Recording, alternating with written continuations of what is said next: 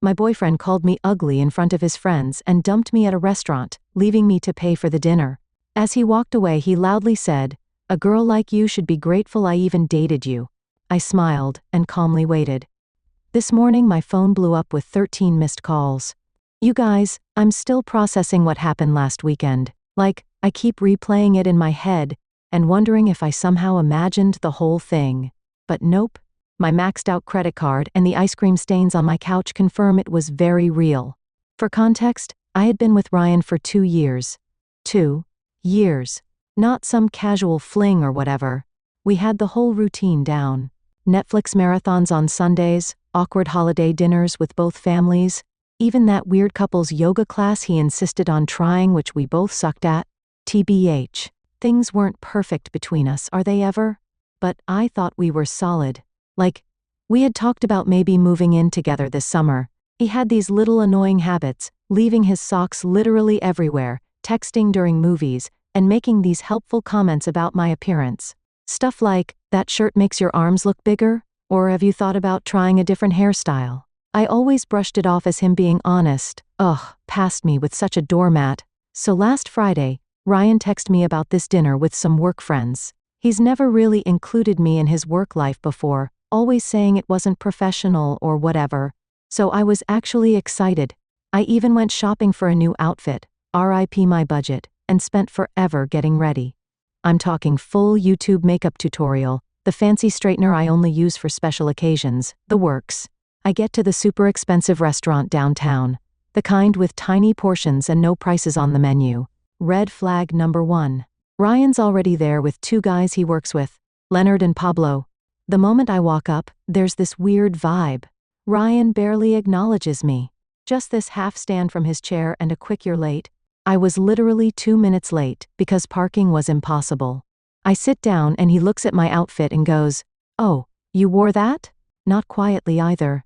His friends exchange this look and I immediately feel my face getting hot. For the record, I was wearing a dark blue dress that I thought looked nice, nothing crazy or inappropriate. I try to laugh it off like, is there a dress code I missed? But he just shrugs and says they already ordered appetizers. Cool. The next hour is basically Ryan talking about work stuff I don't understand while his friends nod along. Whenever I try to join the conversation, Ryan either talks over me or explains why I'm wrong about whatever I just said. At one point I mentioned something about a customer at my store, and Ryan interrupts with, "She doesn't really get how things work in the real business world," with this dismissive wave. Like retail isn't a real job. I've been a manager for 3 years. I'm sitting there getting more uncomfortable, wondering if Ryan's always been this condescending, and I just never noticed. Or if he's showing off for his friends. Either way, not a great look. Then, Leonard asks how we met, and I start telling the story about how his coworker Vanessa is my best friend and introduced us. Ryan cuts me off mid-sentence and says, "Yeah, Vanessa felt bad for her. I was doing a favor really." Then, laughs. You guys, my stomach literally dropped. That's not even close to how it happened. Vanessa had actually warned me about Ryan's ego before setting us up, but said he was a good guy underneath it all. Spoiler alert, he wasn't. I excused myself to the bathroom, mostly so I don't cry in front of them. I'm in the stall texting Vanessa like UTF is happening, when I get a notification that Ryan just tagged himself at this restaurant on Instagram with Boys Night Out, like I'm not even there. Vanessa calls me immediately, but I sent her to voicemail because I don't want the guys to hear me crying. I splash some water on my face, fix my makeup, and give myself this sad little pep talk in the mirror about getting through dinner with dignity. When I get back to the table, they're all laughing about something, but stop abruptly when I sit down. Awesome. The waiter brings our main courses, and Ryan keeps making these jokes about my food choice. I ordered pasta, one of the less expensive options because I was already worried about the bill. And he keeps saying stuff like carb loading for a marathon, and that's a bold choice for someone with your body type. Each comment feels like a little paper cut, and they're adding up fast. At this point, I'm barely eating, just pushing food around my plate and counting the minutes until I can leave. Then Pablo asks Ryan about some presentation, and Ryan launches into this whole story about how his boss loved his ideas, and he's basically running the whole project now. Something clicks in my brain. The week before, Ryan had been stressing about this same presentation, saying his portion was only 5 minutes, and he was nervous. Now suddenly, he's the star? It's like he's living in some alternate universe where he's the main character. Then the bill comes. The waiter sets it on the table, and Ryan picks it up, looks at it for a second, then slides it over to me. I think he's just showing me the total. But then he says, "And I will never forget this." You know what? I don't think this is working. I stare at him, waiting for the punchline. There isn't one. I've been trying to make this work, but I'm just not attracted to you anymore. I think we should break up. In the middle of a restaurant. In front of his friends.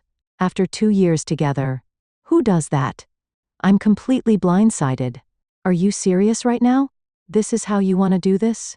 He stands up, grabs his jacket and says, I still get a knot in my stomach thinking about it. A girl like you should be grateful I even dated you this long. You're not exactly a prize. Then he and his friends just left. They all walked out together laughing, leaving me sitting there with a $347 bill for all their stupid Wagyu appetizers and fancy cocktails. The waiter came over with this look of pity that made everything 1,000 times worse. I paid the bill with my credit card, which I'm still paying off from Christmas, yay, and somehow made it to my car without completely falling apart. I called Vanessa from the parking lot, sobbing so hard, she couldn't understand me at first. She came straight to my apartment with a pint of Ben & Jerry's and a bottle of wine, the real MVP. Between ugly crying and stress-eating cookie dough, I told her everything. She was livid. Like, I had to talk her out of driving to Ryan's place and causing a scene. That's when she got weird. She kept asking questions about what Ryan had said about work, the project he mentioned, his role in the company. Finally she was like, Sabrina, I don't know how to tell you this, but Ryan isn't who he says he is at work. Turns out, Ryan isn't some hotshot marketing guy about to get promoted. He's an assistant who makes coffee runs and schedules meetings. All those business trips, complete fabrications, the big presentation. He was just doing the slides for the actual team. The fancy title on his LinkedIn, Total Fiction. I felt like such an idiot. For 2 years, this guy had been lying about basically everything, and I never questioned it. What else had he been lying about? That night after Vanessa left, I went into full detective mode. I scrolled back through our text history, our photos, everything. So many inconsistencies I'd missed. Comments about money that didn't add up. Times he had to work late, but his location showed him across town. I couldn't sleep. I kept replaying that moment in the restaurant. How small he made me feel. How humiliated I was. At like 3 a.m., I get a text from a number I don't recognize. Hey, it's Cody from Ryan's office. Vanessa gave me your number. There's some stuff you should know. That's when things got really interesting. First update. First, thank you all so much for the supportive comments on my last post. I literally cried reading some of them in a good way. A lot of you asked for an update. So here's what happened next in this absolutely wild situation. So after finding out from Cody, who works with Ryan, that my boyfriend of 2 years had basically been living in a fantasy world of his own creation, I spent the next few days in that gross post-breakup fog. You know the one, where you're alternating between crying into a pint of ice cream and angrily scrolling through old photos wondering if any of it was real. My apartment looked like a disaster zone. Dishes piled up, laundry everywhere, and approximately 7 empty DoorDash bags because cooking felt impossible. The worst part was that I kept having these moments where I'd think of something funny to text Ryan, then remember what happened, and it was like being dumped all over again. My brain was literally stuck in a loop of, did that actually happen? And how did I not see this coming? I'd also been avoiding social media because I just knew Ryan would post something annoying. But Wednesday morning, I finally caved and checked Instagram. Sure enough, there was Ryan with some gym selfie captioned, "Level up, know your worth." The audacity. I nearly threw my phone across the room. Vanessa came over that evening with takeout and found me wrapped in my comforter like a sad burrito. She's been amazing through this whole thing, making sure I eat actual food, listening to me rant about the same things over and over, and not once saying I told you so. Even though she had her suspicions about Ryan from the beginning. While we were eating, Vanessa showed me her texts with Cody. Apparently they'd been talking a lot, and he had tea to spill. According to Cody, Ryan had been telling everyone at work that he dumped me because I was clingy and always talking about marriage. What? I was not the one who made a Pinterest board called Future Home Ideas. Yes, Ryan actually had one of these, which he claimed was research for some work project. Then Cody dropped the real bombshell. Ryan wasn't just lying about his job title.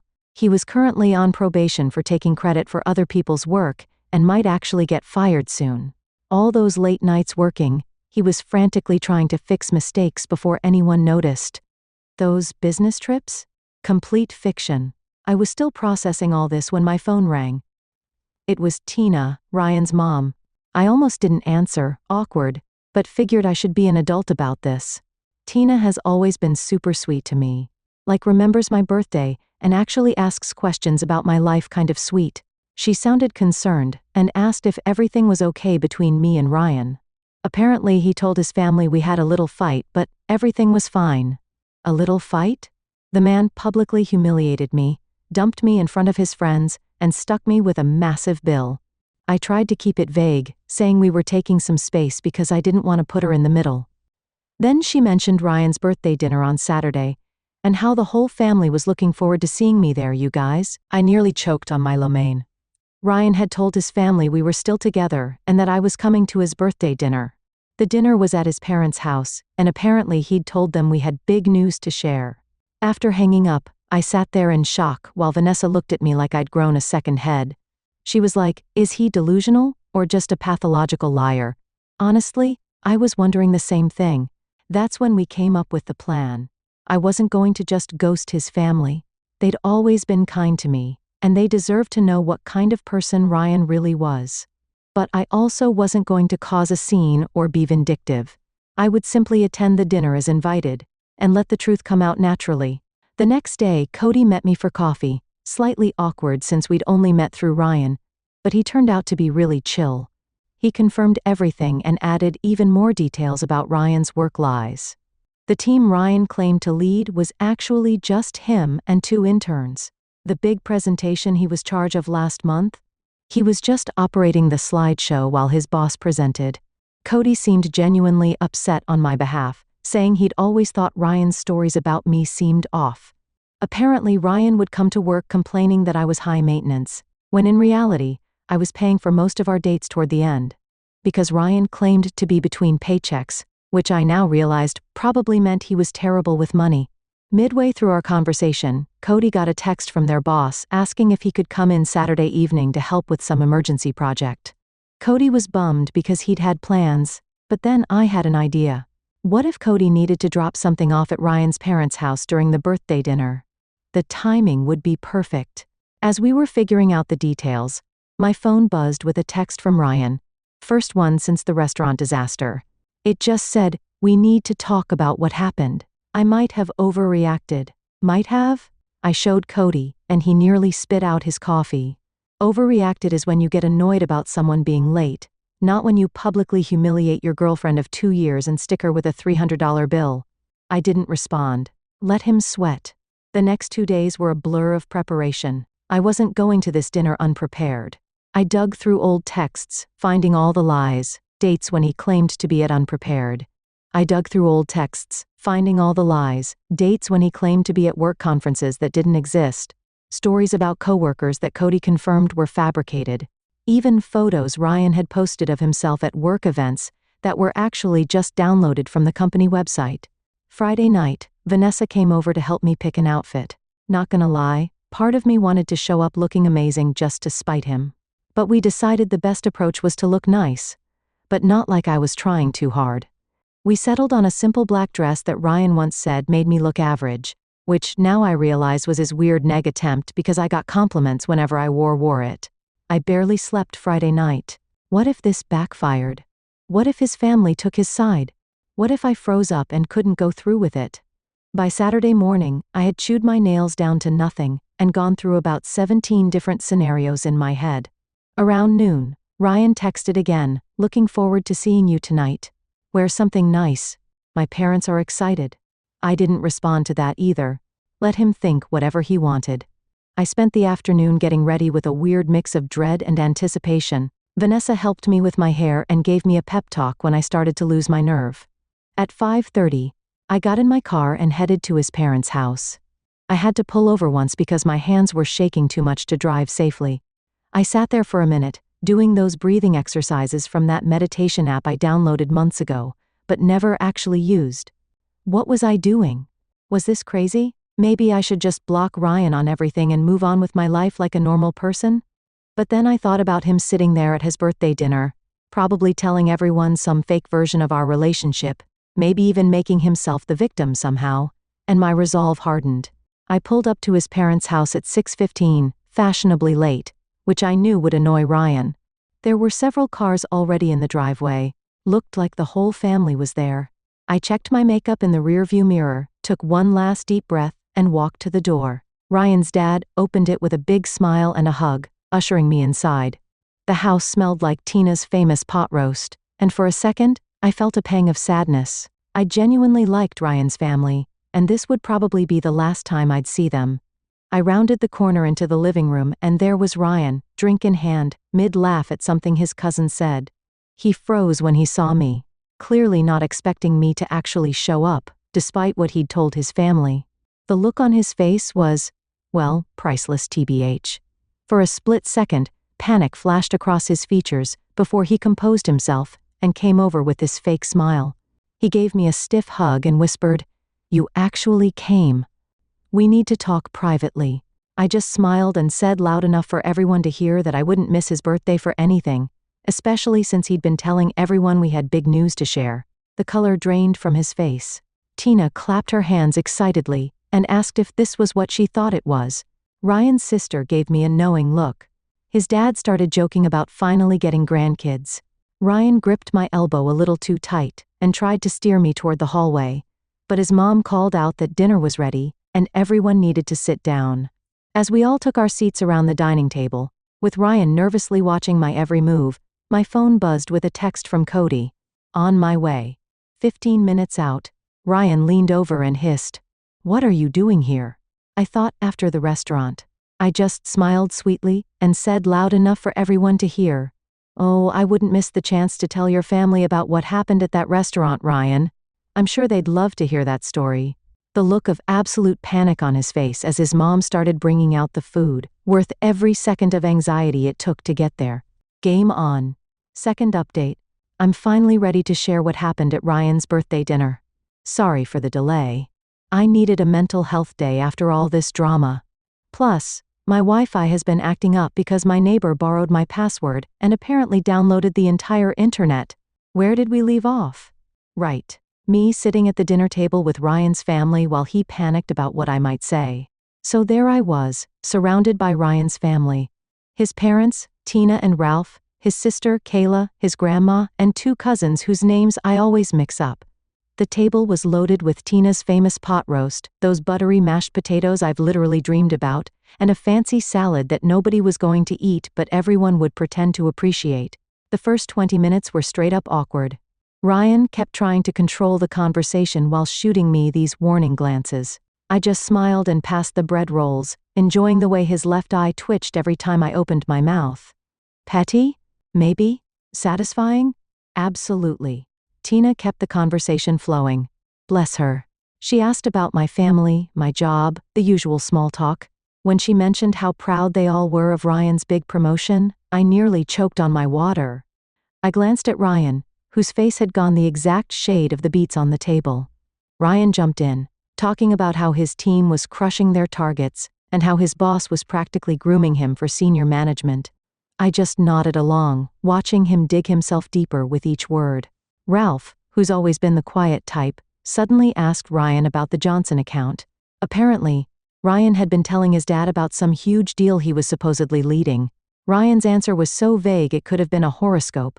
Something about strategic pivots and leveraging core competencies that literally meant nothing. His sister Kayla caught my eye across the table. She's always been the skeptical one in the family, the type to Google facts during arguments and call people out on their BS. She raised an eyebrow at me like, "Is he for real right now?" That's when Tina brought up the future. She asked us about our big news and whether it had anything to do with us taking the next step. Ryan nearly dropped his fork and mumbled something about it not being the right time to discuss it. His grandma, who has zero filter and is my absolute favorite person in his family, cuts in with, "So are you two moving in together or what? Because Ryan said you were looking at apartments together." Again, news to me. The furthest we'd gotten in that conversation was me once saying, Maybe we should think about combining our Netflix accounts to save money. Ryan tried steering the conversation back to himself, talking about how his boss had given him a company card for business expenses. I couldn't help myself. I asked what kind of expenses he was authorized to approve. He stammered something about client dinners and team outings. That's when I casually mentioned, "Oh, speaking of dinners, Ryan took me to this amazing restaurant last week. What was it called again, honey? The one where you met up with Leonard and Pablo?" The color drained from his face faster than my phone battery on TikTok. Seriously, my phone can't handle more than 20 minutes of scrolling before dying. Anyone else? Before he could respond, the doorbell rang. Perfect timing. Tina went to answer it, and I heard her delighted. "Oh, Cody, what a surprise." Ryan looked like he might actually pass out. Cody walked in with a folder, all professional, in his button-up shirt. He apologized for interrupting the birthday dinner, but said he had some work documents Ryan needed to sign urgently for Monday morning. Tina, being the perfect host, immediately invited him to join us for cake later. Ryan tried to usher Cody toward the front door, but Ralph insisted they could handle work stuff right there at the table since we're all family here. Cody sat down in the empty chair beside me, which I'd strategically saved NGL. Ryan was gripping his fork so hard I thought it might bend. That's when Ralph asked Cody how the big presentation went, the one Ryan had apparently been leading. Cody looked confused for a second before catching on. He glanced at me, then at Ryan, and I could see him making a decision. Cody said the presentation went well, but clarified that their boss had delivered it, with Ryan and the team providing support. Ralph looked confused and said that wasn't how Ryan had described it. I jumped in because I'm messy like that, and asked Cody about Ryan's promotion. Poor Cody looked so uncomfortable. Caught between loyalty to a coworker and not wanting to lie to an entire family, he fidgeted with his napkin and said something vague about company restructuring. Ryan interrupted with this fake laugh and tried changing the subject to sports or whatever, but his sister wasn't having it. She asked Cody point blank what Ryan's current title was. The silence that followed was like that moment when you drop something in a public bathroom. Everyone hears it. No one wants to acknowledge it. Cody looked at Ryan, who was silently pleading with his eyes, then at me. I nodded slightly. He cleared his throat and said that Ryan was an administrative assistant in the marketing department. Ralph put down his fork slowly. His grandma made this little sound. Kayla muttered something that sounded suspiciously like, "I knew it." Ryan immediately went into damage control mode, saying Cody was confused, that he had multiple roles, that it was complicated, but the dam had broken. His family started asking specific questions that he couldn't weasel out of. "When did you get promoted?" He hadn't. "Why did you say you had a team?" He didn't? "What about that corner office you mentioned?" Also fictional. With each question, Ryan's stories unraveled more. He kept looking at me like this was somehow my fault, which just made me more determined to let everything come out. Tina, bless her heart, tried to smooth things over. She suggested we all have some cake and talk about happier things. As she went to the kitchen to get it, Kayla asked me directly about the restaurant I'd mentioned earlier. This was my moment. I took a deep breath and told them everything. How Ryan had invited me to meet his friends, how he'd belittled me throughout dinner, how he'd dumped me in front of everyone and walked out, leaving me with a $347 bill I could barely afford. Ryan tried interrupting several times, but his dad shut him down with this look I'd never seen before. Pure disappointment. Ryan's defense, that I was exaggerating and playing victim, that I had embarrassed him in front of his colleagues by not fitting in, that leaving me with the bill was teaching me financial responsibility. His grandma actually snorted at that last one. Cody, who had been quiet through most of this, finally spoke up. He confirmed my story, adding that he'd heard Ryan bragging to coworkers about how he'd put me in my place. He even pulled out his phone and showed texts from Pablo, receipts y'all, discussing what had happened.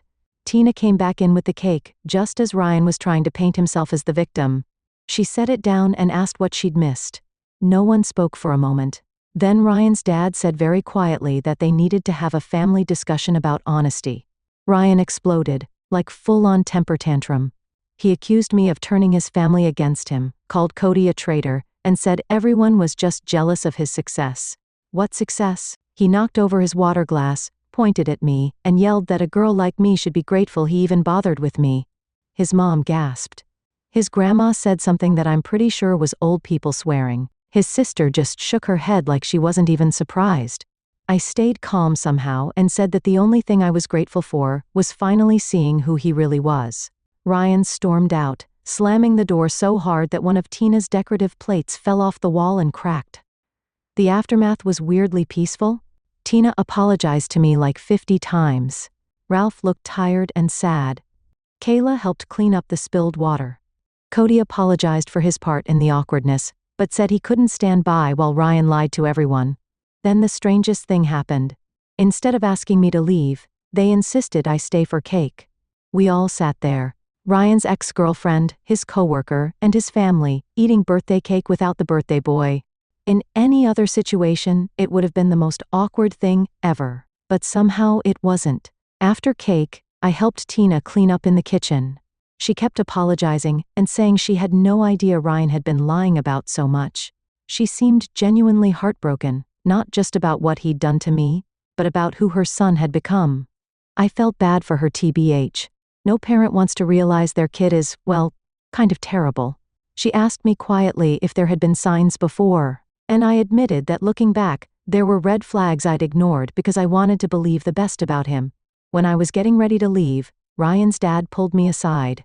He thanked me for my honesty and apologized for what his son had done. He seemed so defeated, like he was trying to figure out where they'd gone wrong in raising him. I assured him it wasn't their fault. Ryan had made his own choices. Cody offered to walk me to my car, probably sensing I needed a moment to process everything. As we walked down the driveway, he mentioned that Ryan had been having problems at work for months, taking credit for other people's ideas, lying about his contributions, even faking emails from clients. He was actually on his final warning before potential termination. Suddenly, Ryan's desperate need to appear successful made a twisted kind of sense. His whole identity was built on this fake image of success and status. When I thought about it that way, I almost felt sorry for him. Almost. I thanked Cody for backing me up and drove home in a weird state of emotional exhaustion mixed with relief, like when you finally take off an uncomfortable bra at the end of the day. Sorry for the weird analogy, but y'all know what I mean. When I got home, I had 3 missed calls from Vanessa wanting updates. I was about to call her back when my phone buzzed with a text from Ryan. "You've ruined everything. This isn't over." I didn't respond, just blocked his number, and made myself some tea. I should have been scared or upset, but, honestly, I just felt tired, and maybe a little proud of myself for standing up to him. I thought that was the end of it. I really did. But this morning, my phone blew up with 13 missed calls from Ryan's mom, his sister Cody, and several numbers I didn't recognize. Something had happened overnight. And based on the increasingly frantic voicemails, Ryan had completely lost it. Last update, I'm finally ready to explain about those 13 missed calls. Thanks for being patient while I processed everything that happened. Also, sorry for the delay. My laptop decided to do a surprise 4-hour update right when I sat down to write this. So where were we? I woke up Sunday morning after the birthday dinner disaster to find my phone blowing up with calls from Ryan's family and Cody. At first, I legit thought someone had died or something. My stomach did that awful dropping thing as I scrolled through the notifications. 5 missed calls from Tina, 3 from Kayla, 2 from Cody, and 3 from numbers I didn't recognize. I called Tina back first because she seemed the most worried based on her voicemails, which were just variations of Sabrina. "Please call me as soon as you can." She picked up on the first ring, sounding exhausted. Apparently, after Ryan stormed out of the birthday dinner, he'd gone on a complete bender. He'd shown up at his ex-girlfriend's apartment at like 2 a.m. drunk and ranting about how I'd ruined his life. The ex, who I didn't even know existed TBH, was understandably freaked out and called Kayla, who had to go pick him up. But that wasn't all. Ryan had also spent the night sending unhinged messages to practically everyone we knew. He'd texted Cody threatening to ruin him at work. LOL. Good luck with that when you're about to get fired. He'd posted this long rambling status on Facebook about how he was surrounded by snakes, and people would regret betraying him. Most concerning was that he'd posted my address in a private message to his friend Pablo, saying he was going to make me pay for humiliating him. Pablo, who apparently has some moral compass, immediately called Tina and forwarded the message, which is why she was trying so desperately to reach me. I was sitting on my couch in my ratty old pajamas, hair still in yesterday's messy bun, trying to process all this information while Tina apologized approximately 50 times for her son's behavior. I should have been scared, I guess. But honestly, I just felt tired. Like, when your phone is stuck at 1% battery for hours, just waiting for it to finally die so you can charge it and move on. Tina insisted on coming over just to make sure I was okay, which was super sweet but also made me panic clean my apartment. Nothing motivates tidying up like knowing someone's mom is about to see your living space. Am I right? I was literally throwing dirty laundry into my closet and scrubbing dried toothpaste off the bathroom sink when my doorbell rang. It wasn't just Tina. Kayla was with her too. They brought coffee and those little pastries from the bakery near their house, which, not gonna lie, might be what I miss most about being with Ryan. We sat at my tiny kitchen table with the wobbly leg that I've been meaning to fix for months, and they filled me in on the Ryan situation. According to Kayla, this wasn't the first time Ryan had lied about his life. In college, he'd apparently told everyone he was on the baseball team when he'd actually been cut during tryouts. He'd once claimed to be talking to a popular girl who had no idea who he was. There was a whole pattern of him creating this fictional version of himself that was more successful, more popular, more everything. As they were talking, my phone kept buzzing with texts from friends who'd seen Ryan's social media meltdown. Vanessa was freaking out, wanting to come over with her boyfriend who does kickboxing just in case. She watches too many crime shows, I swear. My group chat was blowing up with confused messages about the dramatic subtweets Ryan was posting. That's when my doorbell rang again. I literally froze, wondering if it was Ryan. Kayla peeked through the blinds and let out a long breath. It was Cody. Apparently Ryan had been blowing up his phone all morning too, and Cody wanted to warn me in person since Ryan had mentioned paying me a visit.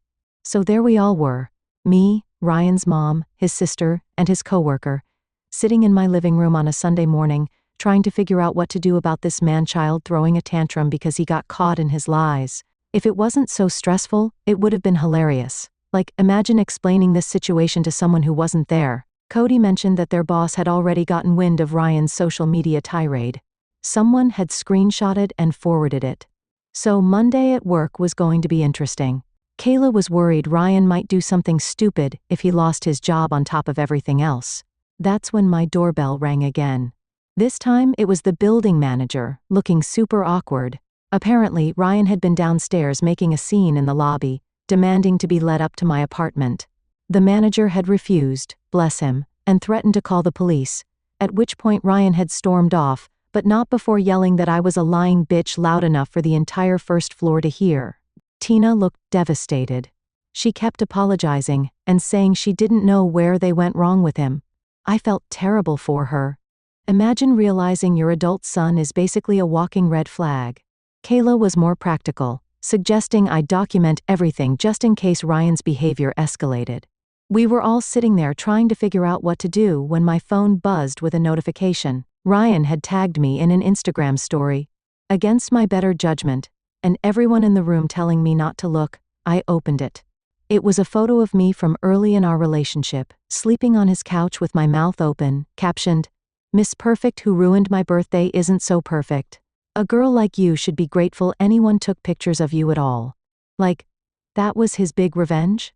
A slightly unflattering photo from 2 years ago? I actually laughed out loud, which wasn't the reaction Tina was expecting. But honestly, if that was the worst he could do, I was going to be fine. Just as we were discussing next steps, there was a loud pounding on my door. We all jumped. Then, we heard Ryan's voice, slurring slightly. "I know you're in there. Open the door." Cody immediately stood up like he was going to confront Ryan, which was sweet, but unnecessary. I was already calling the building security guard, perks of a slightly more expensive apartment building. Ryan kept pounding and yelling, and I could hear my neighbor's door open as she came out to see what the commotion was about. By the time security arrived, Ryan had moved on to kicking the door. The security guard didn't mess around. He told Ryan to leave or he'd call the police. There was some back and forth that I couldn't quite make out, then silence. The guard knocked gently and let me know Ryan had left the building but was still in the parking lot, possibly waiting. Tina was mortified. She insisted on going down to deal with her son herself. And honestly, I was happy to let her. She was so upset that Ralph, Ryan's dad, had to come pick them both up, The whole situation was just sad. After they left, Cody and I sat on my couch in stunned silence for a bit. He finally broke it by asking if I had any alcohol, which felt like the appropriate response to the morning we'd had. We split a bottle of wine I'd been saving for a special occasion, and this definitely counted. By the time Cody left, it was late afternoon, and I was emotionally exhausted. Vanessa came over and stayed the night just in case Ryan decided to make a return appearance. He didn't, thankfully. We ordered pizza, watched bad reality TV, and tried to process the absolute soap opera my life had become. The next few weeks were, well, an adjustment. Ryan got fired from his job after failing to show up for 3 days and sending inappropriate emails to several coworkers. He moved back in with his parents temporarily, which I only know because Kayla and I have kept in touch. She's actually pretty cool. We get coffee sometimes. Ryan tried to contact me a few more times, leaving voicemails that ranged from angry to tearful to weirdly nostalgic. I saved them all just in case but never responded. He created a few fake Instagram accounts to message me, but they were so obviously him. Who else would write, "You're making a big mistake with that spelling error," that I just blocked them instantly. The weirdest part was running into him at Target about a month later. I was in the home section looking at shower curtains, and suddenly there he was, holding a pack of socks and looking like he hadn't slept in days. We made eye contact, and for a second, I thought he might cause a scene. Instead, he just turned around and walked away, leaving his shopping basket right there in the aisle. That was 3 months ago now. Ryan eventually moved to his uncle's place in another state, according to Tina, who still sends me holiday cards, which is sweet but awkward. His social media has gone suspiciously quiet. Kayla thinks his parents finally cut him off financially until he gets therapy. As for me, I'm doing pretty good actually. My apartment finally feels like mine again now that I've rearranged the furniture and replaced the stuff that reminded me of Ryan. The strangest outcome of all this might be my unexpected friendship with Cody. We're not dating or anything, though Vanessa keeps trying to make that happen. But we grab lunch sometimes and text out stupid TikTok videos. It's nice having someone who witnessed the whole Ryan saga and understands why I now have trust issues the size of Texas. Looking back at everything, I'm not angry anymore. Well, not just angry. I'm also weirdly grateful. Not for dating Ryan, definitely not that. But for finding out who he really was before things went further. Imagine if I'd moved in with him or something. Shudder. After listening to today's story, perhaps it has raised some new questions in your mind, or maybe it has brought back some old memories. Every day on Reddit, new experiences and moments create fresh stories, and they connect all of us. Everyone has their own unique journey in life, and we all try to understand the world in our own way. These kinds of moments remind us that we are all human, sometimes happy, sometimes sad, and always learning something new. If you enjoyed this story, feel free to share it with your friends. Your thoughts and feedback are always valuable to us, as they motivate us to create even better content. Every story has its own unique angle, and our goal is to understand everyone's perspective and make our content diverse and relatable. Stories like these help us realize that life's journey is different for everyone, and by hearing other stories, we learn something new. You can also share your own stories with us. Your experiences are valuable to us as well, and if you enjoyed this video, please leave your feedback. We aim to create content that brightens your mind and gives you new ideas every time. If you've already seen this video before, your feedback is still important. With every piece of feedback, we can improve our content and bring a new perspective to our viewers. Today, what we saw was just a small part of the many stories shared on Reddit and across the world. It's a reminder of how we all try to understand life by sharing our experiences with each other. This video was only an example of how we try to connect with others through storytelling, learning about different sides of life. We hope to continue sharing such stories that help us all learn and grow together. Thank you for your time, and don't forget to keep an eye out for more stories coming soon. If you haven't already, please like and follow for more amazing content. Your support keeps us going, and we will strive to bring you more thought-provoking and heartwarming stories. Until next time, take care and stay curious. **